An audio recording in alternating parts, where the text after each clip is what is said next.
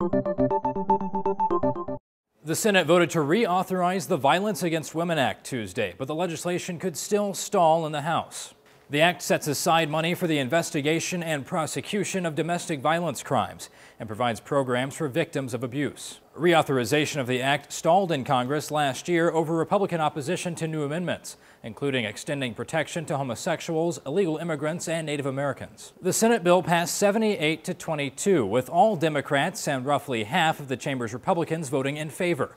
All women, Democrat and Republican, voted for the bill. Conservative groups came out against the act, urging Republican congressmen to fight its passage, saying dealing with domestic violence is a matter best left to the states. Heritage Action, an advocacy group formed by the Heritage Foundation, also took issue with the act, calling it a, quote, key vote in the group's conservative scorecard. One big issue for Heritage and other conservative groups is an amendment meant to protect Native American women on reservations. Native women face much higher rates of assault, partly because of the legal difficulty of prosecuting non-Native men who attack women on the reservation.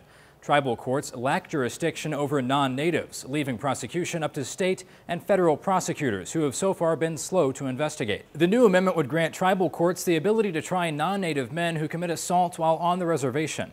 But Heritage Action claims the amendment, along with the rest of the act, amounts to a violation of constitutional rights. Under the act, men effectively lose their constitutional rights to due process, presumption of innocence, equal treatment under the law, the right to a fair trial, and to confront one's accusers, the right to bear arms, and all custody or visitation rights. It is unprecedented, unnecessary, and dangerous. But many Republicans don't agree. 17 House Republicans sent a letter urging their party leaders to pass the act, which may show they feel it's a losing political issue.